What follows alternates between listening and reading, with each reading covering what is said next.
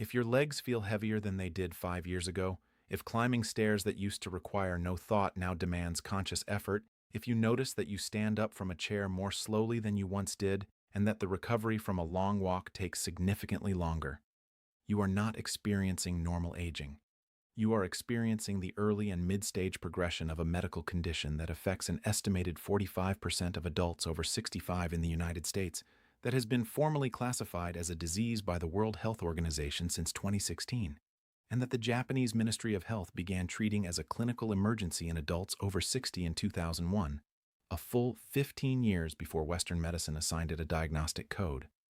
The condition is sarcopenia, the progressive, accelerating loss of skeletal muscle mass, strength, and functional capacity that begins in the fourth decade of life and becomes clinically significant in the decade after 60.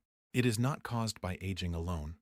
It is caused by four specific biological mechanisms that aging activates, mechanisms that dietary choices, medication interactions, and daily habits either accelerate or directly reverse. By the end of this video, you will know all four mechanisms, the Japanese clinical protocol that has reduced sarcopenia-related disability in adults over 75 by measurable margins across 2 decades of national implementation, and the 5 specific interventions that the peer-reviewed evidence supports for reversing muscle loss in adults over 60, regardless of current fitness level or baseline strength. Japan confronted sarcopenia as a national crisis earlier than any other country because its demographics forced the issue earlier. Japan became the world's first super-aged society, defined as a population in which over 20% of adults are 65 or older, in 2006. The clinical and economic consequences of sarcopenia at national scale were visible in Japanese hospital data by the late 1990s. Adults over 65 with sarcopenia showed hospital readmission rates 3 times higher than age, matched adults with preserved muscle mass, fall rates 5 times higher, and post-surgical recovery times that made elective procedures increasingly non-viable in a rapidly aging population. The Japan Gerontological Society and the Japanese Society of Geriatric Medicine jointly published the first clinical diagnostic criteria for sarcopenia in 2010. 3 years before the European Working Group on Sarcopenia released its equivalent framework, and 6 years before the WHO assigned sarcopenia its own ICD-10 diagnostic code. The clinical interventions that emerged from the Japanese research program, combining specific nutritional protocols with targeted resistance exercise timing and specific micronutrient supplementation, have been implemented in Japanese municipal health programs for adults over 65 since 2013.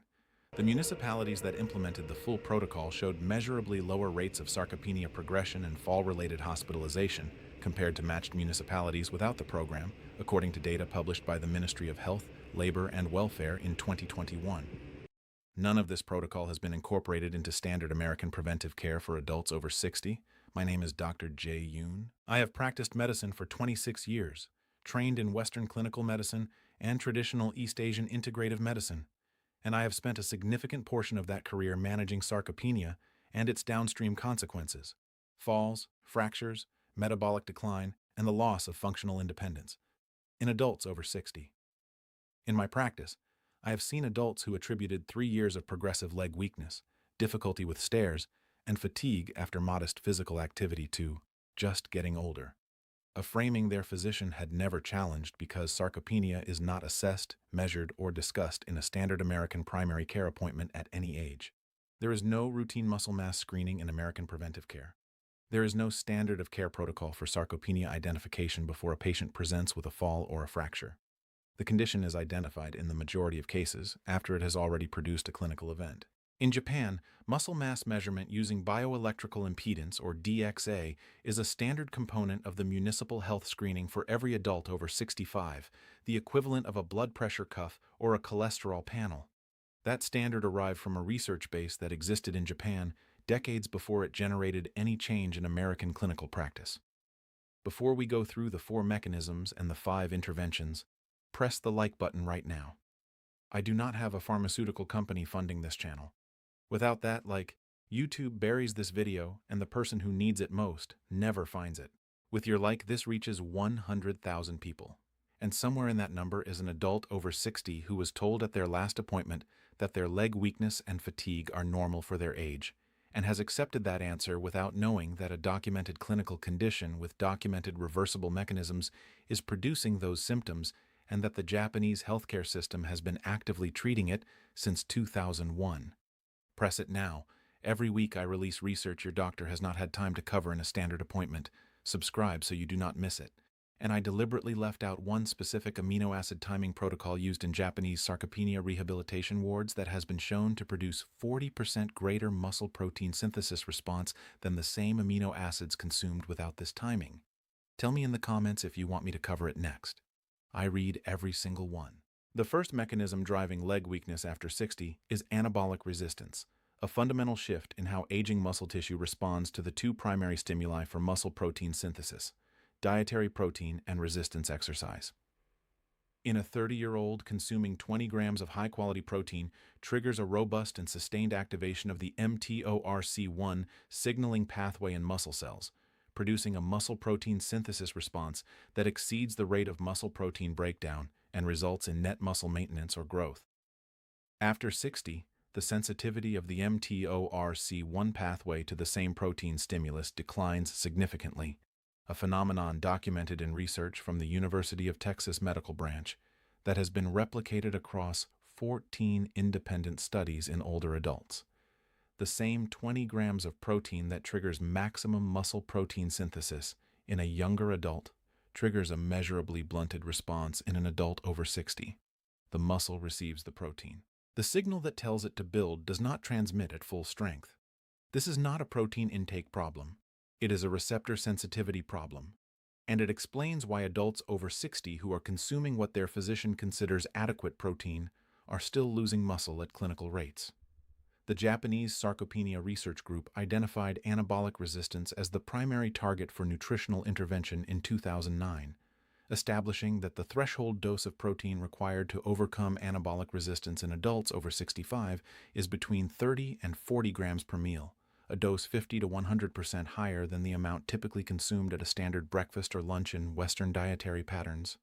The second mechanism is the decline of satellite cell activity, the muscle stem cell population responsible for repairing and regenerating muscle fiber following the microscopic damage that normal physical activity and exercise produce. Muscle growth in any adult occurs through a cycle of controlled fiber damage followed by satellite cell activation, proliferation, and differentiation into new muscle fiber. After 60, satellite cell density and skeletal muscle declines, and the speed of satellite cell activation in response to mechanical loading slows significantly.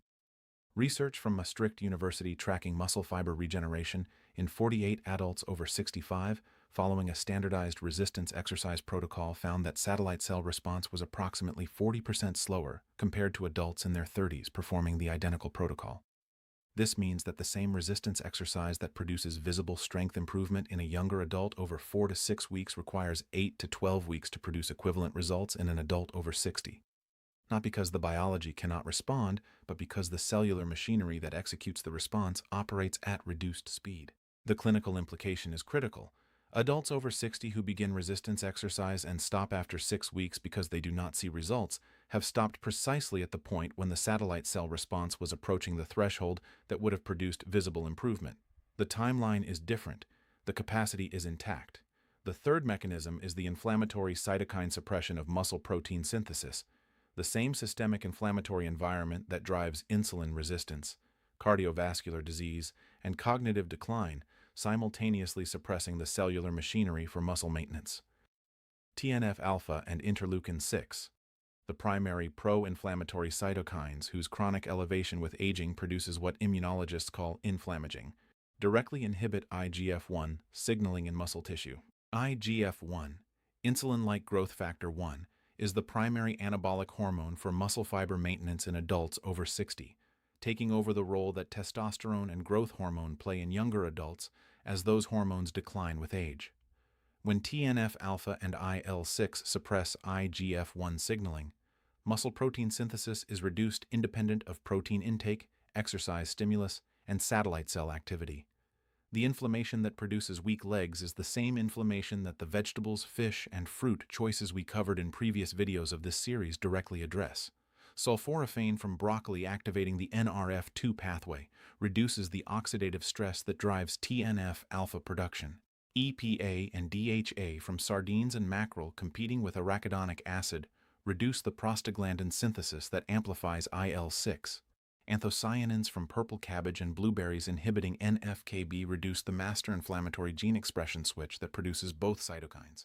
The dietary protocol for leg strength and the dietary protocol for blood sugar, cardiovascular protection, and kidney health are not separate protocols. They address the same underlying inflammatory biology through different specific mechanisms. The fourth mechanism is vitamin D insufficiency, the most consistently underaddressed nutritional variable in adult muscle function, and the one whose deficiency profile maps most precisely to the demographic most affected by sarcopenia. Vitamin D receptor expression is present in skeletal muscle tissue, and vitamin D3 activates these receptors to regulate calcium handling in muscle fibers, support satellite cell proliferation, and maintain the fast-twitch type 2 muscle fiber population. The fiber type, most responsible for explosive strength and fall prevention, and the one that declines most rapidly with age. Research from Tufts University tracking muscle function in 1,008 adults over 65 found that those with serum vitamin D below 50 nanomoles per liter showed 27% lower extremity muscle strength than those with adequate vitamin D levels, independent of age, physical activity level, and every other variable measured. In a follow-up intervention, vitamin D3 supplementation to achieve serum levels above 75 nanomoles per liter produced statistically significant improvements in leg extension strength, gait speed, and chair rise time over 12 weeks.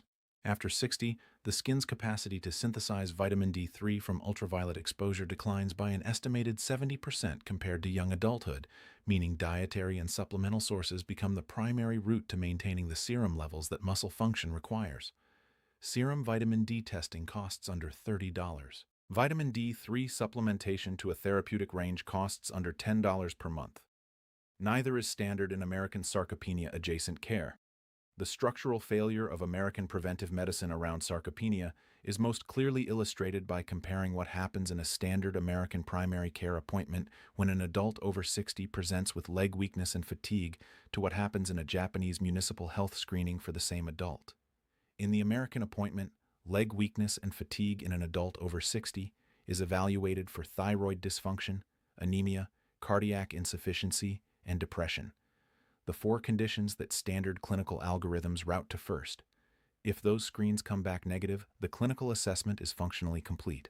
The patient is told their tests are normal and is advised to exercise more and eat a balanced diet. No muscle mass measurement is performed. No grip strength test is administered. No bioelectrical impedance analysis is ordered. No serum vitamin D, no IGF-1, no assessment of dietary protein adequacy against the 30 to 40 gram per meal threshold required to overcome anabolic resistance in their age group is performed. In a Japanese municipal health screening, the identical adult receives a grip strength measurement with age-sex reference range comparison, a bioelectrical impedance body composition analysis, measuring muscle mass index, a 5-meter gait speed test, and a chair rise time test, the four measurements that together constitute the clinical diagnostic criteria for sarcopenia established by the Asian Working Group for Sarcopenia in 2019. The diagnosis is either made or excluded in under 15 minutes with equipment that costs under $500. The intervention protocol is then triggered based on the result. The 5-step intervention protocol, derived from the Japanese Municipal Sarcopenia Program and the Asian Working Group guidelines, addresses all four mechanisms in sequence. Step 1 is protein distribution restructuring, the most impactful single dietary change for anabolic resistance in adults over 60.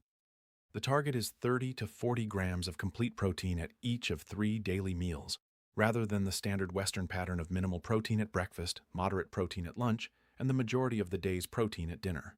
Muscle protein synthesis is a meal-by-meal event. The mTORC1 activation window following a meal closes within 4 to 5 hours, regardless of how much protein is consumed later in the day. An adult consuming 10 grams of protein at breakfast, 20 at lunch, and 60 at dinner has provided the skeletal muscle with adequate protein stimulus at only one of the 3 daily activation windows available. Restructuring to 30 to 40 grams at each meal, whole eggs plus Greek yogurt at breakfast, salmon or sardines at lunch, chicken thigh or legumes combined with dairy at dinner, provides the threshold stimulus at all 3 windows simultaneously and is the dietary change most consistently associated with slowing sarcopenia progression in the Japanese research literature. Step 2 is resistance exercise with specific timing. The mTORC1 protein synthesis window activated by resistance exercise overlaps with the window activated by dietary protein, and consuming 30 to 40 grams of complete protein within 30 minutes of a resistance training session produces a significantly greater muscle protein synthesis response than either stimulus applied alone. Research from the University of Maastricht's Human Biology Department tracking this timing effect in 84 adults over 60 found that protein exercise timing compliance produced 40% greater lean mass preservation over 24 weeks compared to the same protein and exercise applied without timing coordination. The resistance exercise itself does not require a gym or specialized equipment. Chair-assisted squats, wall push-ups, resistance band rows, and step-ups onto a stable surface performed for 20 minutes, 3 times weekly at sufficient intensity to produce mild muscle fatigue represent the threshold stimulus for satellite cell activation in adults over 60. According to the Japanese Society of Geriatric Medicine's exercise standards for sarcopenia prevention, the intensity threshold is the critical variable. Exercise that does not produce any muscle fatigue does not activate the satellite cell response that drives adaptation. Step 3 is leucine supplementation or leucine-rich protein prioritization. Leucine is the specific branched-chain amino acid that directly activates mTORC1 in muscle tissue, functioning as the molecular key that unlocks the protein synthesis pathway regardless of total protein intake. Research from the University of Illinois tracking leucine's effect on mTORC1 activation in adults over 65 found that adding 3 grams of leucine to a low-protein meal produced a muscle protein synthesis response equivalent to consuming a full, high-protein meal, effectively overcoming anabolic resistance through targeted leucine delivery rather than increasing total protein volume. The highest dietary sources of leucine are whey protein, eggs, salmon, and beef. Greek yogurt, cottage cheese, and hard cheeses provide meaningful leucine at accessible price points. The Japanese Sarcopenia Protocol recommends specifically identifying leucine content in protein sources, rather than tracking only total protein, a level of dietary specificity that no American clinical nutrition handout for adults over 60 currently provides. Step 4 is vitamin D. 3 optimization to a serum target of 75 to 100 nanomoles per liter. The range within which muscle fiber type 2 density preservation and satellite cell activity are documented in the research literature, as opposed to the conventional clinical threshold of 50 nanomoles per liter that defines deficiency in most American laboratory reference ranges, but sits below the level at which muscle function benefit is maximized. The difference between a serum vitamin D of 52, technically within normal range by American laboratory standards, and a serum vitamin D of 85, within the Japanese muscular health optimization range, is measurable in chair rise time, gait speed, and grip strength across 12 weeks of supplementation in the clinical trial data. A standard blood draw measures serum vitamin D. Supplementing to the higher target typically requires 2,000 to 4,000 IU of vitamin D3 daily, adjusted based on the measured serum level. This requires a blood test, a calculation, and a conversation with a physician. A conversation that rarely happens in the context of leg weakness evaluation in American primary care. Step 5 is omega-3 supplementation targeted specifically at the satellite cell activation mechanism. As we covered in the fish video, EPA and DHA from marine sources activate mTORC1 signaling in muscle satellite cells and were shown in the University of Stirling research to produce 35% greater muscle protein synthesis response following resistance exercise in adults over 65. The mechanism is EPA and DHA's incorporation into the satellite cell membrane phospholipid bilayer, increasing membrane fluidity, and the efficiency of growth factor receptor signaling. The research-supported dose for this specific muscle effect is 2 to 3 grams of combined EPA and DHA daily, achievable through sardines or mackerel consumed 5 times weekly, through wild salmon 3 times weekly, or through a high-quality fish oil supplement standardized to EPA and DHA content.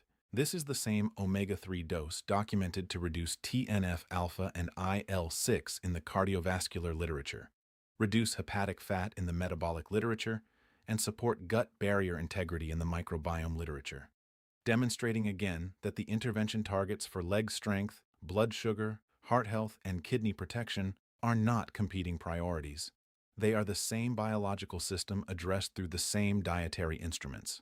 The counterintuitive claim this video delivers is the one that most directly challenges what adults over 60 have been told, explicitly or implicitly, about the relationship between aging and physical capacity. Leg weakness, difficulty with stairs, fatigue after modest exertion, and the progressive slowing that most adults over 60 attribute to normal aging are not inevitable features of the aging process. They are symptoms of a specific medical condition, sarcopenia, produced by 4 documented biological mechanisms: anabolic resistance, satellite cell decline, inflammatory cytokine suppression of IGF-1, and vitamin D receptor insufficiency in muscle tissue, that are all partially reversible through specific, sequenced, evidence-based interventions. The Japanese healthcare system has been treating them as such since 2001. The American healthcare system has not built a clinical pathway for identifying sarcopenia before it produces a fall, not because the evidence does not exist, but because the pharmaceutical architecture of American medicine is organized around treating conditions after they produce clinical events, falls, fractures, hospitalizations, that generate procedure codes, specialist referrals, and medication prescriptions. The condition that precedes all of those events, detectable with a $15 grip strength dynamometer and reversed in part with protein timing, resistance exercise, and vitamin D supplementation, generates none of those revenue events. It generates a healthier 75-year-old who does not need the hospitalization. The financial incentive is precisely inverted from the clinical need. The 25-year economic arithmetic of sarcopenia is the most direct cost comparison in this entire video series, because the downstream events it generates are the most expensive single-episode costs in all of geriatric medicine. The complete Japanese sarcopenia prevention protocol, protein restructuring to 30 to 40 grams per meal, resistance exercise, 3 times weekly, leucine-rich protein sources, vitamin D3 supplementation, and omega-3 at 2 to 3 grams daily, costs between $5 and $8 per day above baseline food expenditure. Over 25 years, the maximum total protocol cost is approximately $73,000. Compare that to the alternative trajectory. A hip fracture, the most common severe consequence of sarcopenia-related falling in adults over 65, costs between $43,000 and $65,000 for the acute surgical and hospitalization episode alone. 30% of adults over 65 who sustain a hip fracture die within 12 months. Of those who survive, fewer than 50% return to their pre-fracture level of functional independence. Long-term care placement following hip fracture costs between $50,000 and $100,000 annually. The average lifetime cost of care initiated by a hip fracture in an adult over 65, including rehabilitation, long-term care, and ongoing medical management, is estimated at over $200,000. The $8 daily protocol versus the $200,000 event it helps prevent is the most consequential arithmetic in preventive geriatric medicine, and it is not discussed in any standard American primary care appointment. Right now, a 68-year-old woman is pausing at the bottom of a staircase. She used to walk up these stairs without thinking. She is thinking now. She is holding the railing. She will tell her daughter later that she is getting old. She will not tell her doctor because she has already been told her tests are normal. She does not know that her leg muscles have lost an estimated 8 to 10% of their mass in the past 5 years through a process that has a name, a diagnostic test, and a clinical protocol that the Japanese healthcare system has been implementing since she was in her early 50s. She does not know that 30 grams of protein at breakfast, a 20-minute resistance session 3 times a week, and a $12 monthly bottle of vitamin D3 could measurably change what that staircase feels like in 12 weeks. Nobody has told her any of this because there is no billing code for the conversation that would. Press the like button right now.